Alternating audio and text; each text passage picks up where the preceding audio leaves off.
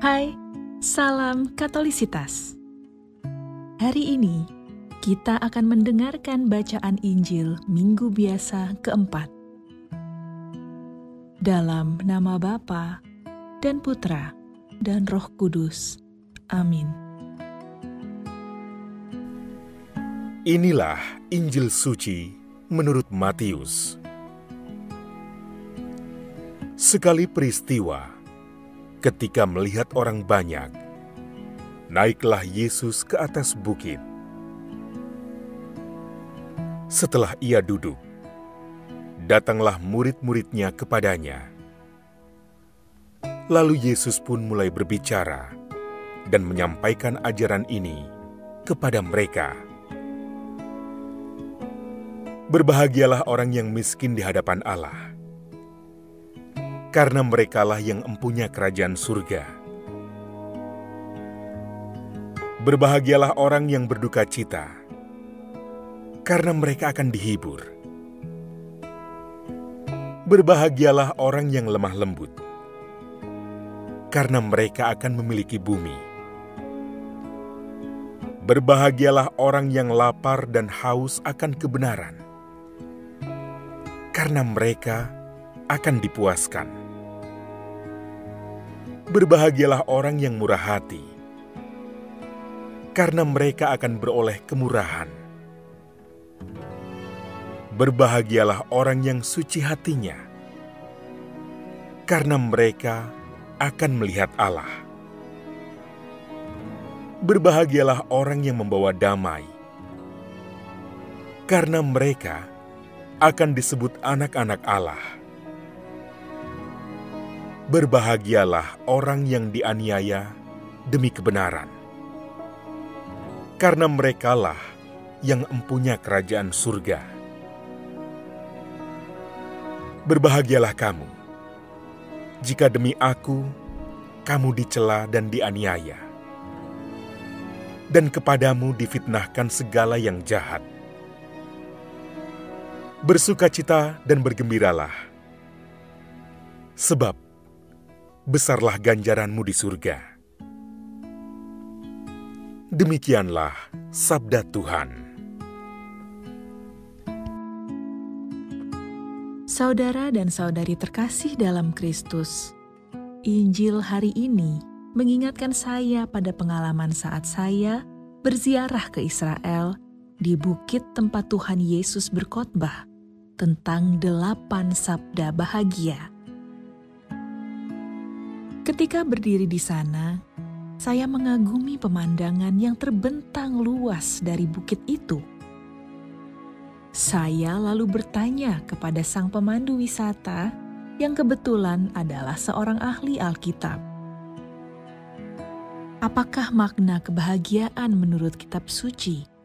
Dan apa artinya diberkati? Jawabnya kepada saya, diberkati menurut kata asli Yunani adalah makarios. Kata tersebut mengandung beberapa arti. Salah satunya mengacu kepada buah berkat dari hidup di dalam kebenaran. Jadi jika kita menjalani hidup secara benar, mestinya kita akan diberkati. Selain itu, makna lainnya adalah berbahagialah orang yang dapat melihat wajah Tuhan. Yang dimaksud di sini adalah orang-orang kudus, seperti para santo dan santa. Namun demikian, kata terberkati dan berbahagia memiliki arti yang lebih luas. Ketika Yesus memberkati kita, Ia meluaskan bentangan kasih-Nya bagi kita. Dia memperbesar rahmat-Nya kepada kita. Dia memperpanjang belas kasih-Nya ke arah kita. Tentu saja, melalui berkat Kristus, mereka yang hidup di dalam rahmat Tuhan adalah orang-orang yang lebih berbahagia. Itulah sebabnya kata makarios kadang-kadang diterjemahkan bahagia atau beruntung. Bahkan, menjadi sesuatu yang sangat diinginkan oleh banyak orang. Tak dapat dipungkiri, sering orang salah paham tentang makna kebahagiaan. Sebab kebahagiaan sering dikaitkan dengan pencapaian hal-hal yang kita inginkan atau kemampuan untuk melakukan apapun yang kita inginkan. Sebab manusia umumnya ingin ditinggikan, dipuji, dan dianggap sebagai orang kaya, baik secara finansial maupun spiritual. Siapakah dari antara kita yang selalu ingin merendahkan diri dan dianggap kecil di hadapan orang lain?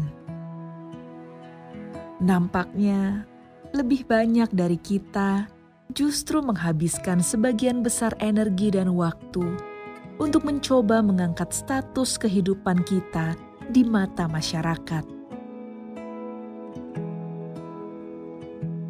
Oleh sebab itu, ajaran Yesus dalam 8 sabda bahagia terdengar radikal karena berlawanan dengan pandangan manusia pada umumnya.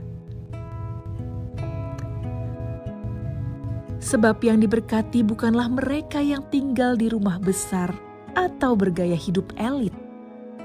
Sebaliknya, yang diberkati atau yang berbahagia adalah orang-orang yang rendah. Mereka yang miskin, lapar, haus, lemah lembut, dan berkabung. Sangat kontras dengan gambaran kebahagiaan menurut dunia. Yesus membalikkan makna kebahagiaan.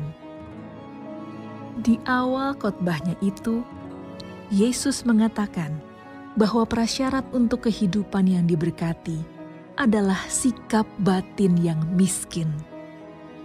Maksudnya adalah tidak selalu sama dengan kemiskinan finansial, tetapi agar kita melepaskan segala ketergantungan terhadap apa yang menjadi sumber kekuatan hidup kita selama ini. Hanya jika kita memiliki sikap demikian, kita menjadi miskin di hadapannya. Saya dahulu pun pernah bertanya-tanya tentang maksud perkataan Yesus ini. Namun seiring berjalannya waktu, saya menyadari bahwa kemiskinan rohani berarti mengakui ketergantungan saya sepenuhnya kepada Tuhan. Mengakui betapa saya sangat membutuhkan keselamatan, belas kasihan, dan pertolongannya. Singkatnya, miskin rohani adalah sikap pasrah total dan berserah diri kepada rahmat dan kasih sayang Tuhan. Menjadi miskin rohani dapat dimulai dengan mengurangi keinginan untuk dianggap sebagai orang penting. Juga miskin rohani berarti tidak lagi menganggap materi, nama baik, atau kelebihan apapun sebagai sumber kekuatan kita. Karena pada dasarnya, apapun yang baik yang ada pada kita, kita terima dari kebaikan dan kemurahan Tuhan, bukan berasal dari diri kita sendiri. Santo Agustinus berkata bahwa Tuhan selalu berusaha memberikan hal-hal yang baik kepada kita, tetapi tangan kita seringkali terlalu penuh untuk menerimanya. Oleh karena itu, untuk menerima berkat Tuhan, kita harus rela melepaskan hal-hal dalam hidup kita yang mengikat kita, khususnya dosa-dosa, kesombongan, bahkan orang-orang yang mungkin kita tempatkan lebih penting daripada Tuhan. Sering kita enggan, bahkan berduka, ketika kita harus melepaskan hal-hal yang kita sukai. Akan tetapi, Ketika kita mau melepaskan semua yang telah membebani hidup kita dan berduka akan segala dosa-dosa kita, maka Tuhan Yesus akan memberi kita penghiburan dan pemulihan. Yesus tidak hanya menyembuhkan kita, tetapi Dia juga memberi kita hati yang baru. Bukan lagi hati yang keras, tetapi hati yang lemah lembut dan murah hati. Hati yang mampu berbelas kasih, bahkan kepada mereka yang telah menyakiti hati kita. Dengan belajar dari Tuhan Yesus, kita dapat belajar untuk tidak lagi melihat kita sebagai korban atau sebagai orang yang berhak untuk mendapatkan segala kelebihan. Tetapi sebaliknya, menjadi semakin peka melihat kebaikan Tuhan dan berkat-Nya. Berkat yang kita terima dari Tuhan itu akan menggerakkan kita untuk berbagi kepada sesama. Melalui kasih-Nya, kita akan semakin diliputi damai sukacita dan akan senantiasa mengusahakan rekonsiliasi dan perdamaian dengan sesama. Meski mungkin hal itu tidak terjadi secara instan. Kemurahan hati-Nya yang kita alami memampukan kita untuk mengampuni dan bahkan mendoakan orang-orang yang telah menyakiti hati kita dan memaafkan mereka dalam doa dan tindakan nyata.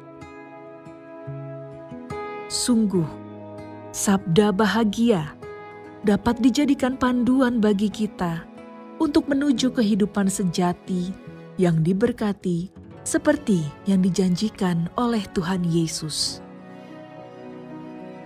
Namun sabda bahagia bukan suatu langkah mudah dan cepat.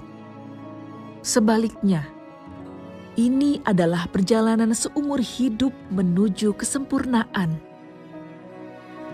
Ketika kita berjuang untuk menjadi lebih sempurna, Tuhan Yesus akan memberi kita kekuatan dan anugerah yang diperlukan untuk mencapainya. Dia tidak akan pernah meninggalkan kita sendirian, bahkan ketika kita mengalami penganiayaan dan penderitaan. Santo Fransiskus dari Sales mengatakan bahwa Tuhan Yesus akan melindungi kita dari penderitaan. Atau jika Ia mengizinkan penderitaan itu terjadi, Ia akan memberi kita kekuatan yang tak pernah habis untuk menanggung penderitaan itu. Jadi, saat mengajarkan sabda bahagia, Yesus juga meyakinkan kita agar kita tidak takut. Bukankah Rasul Paulus pernah berkata bahwa Tuhan selalu memilih mereka yang dianggap hina, lemah, dan tersingkir? Karena di dalam kelemahan dan ketidaksempurnaan kita, Tuhan justru akan menyatakan kekuatan-Nya. Dengan demikian, di dalam segala sesuatu, kita akan bermegah di dalam Tuhan. Karena sesungguhnya, kebahagiaan sejati hanya dapat diperoleh jika kita berjalan bersama Tuhan dan bersatu dengannya, yang adalah sumber kebahagiaan itu sendiri. Marilah, saudara-saudari terkasih, kita berjalan bersama dengan Tuhan Yesus agar kita dapat sampai kepada kebahagiaan sejati.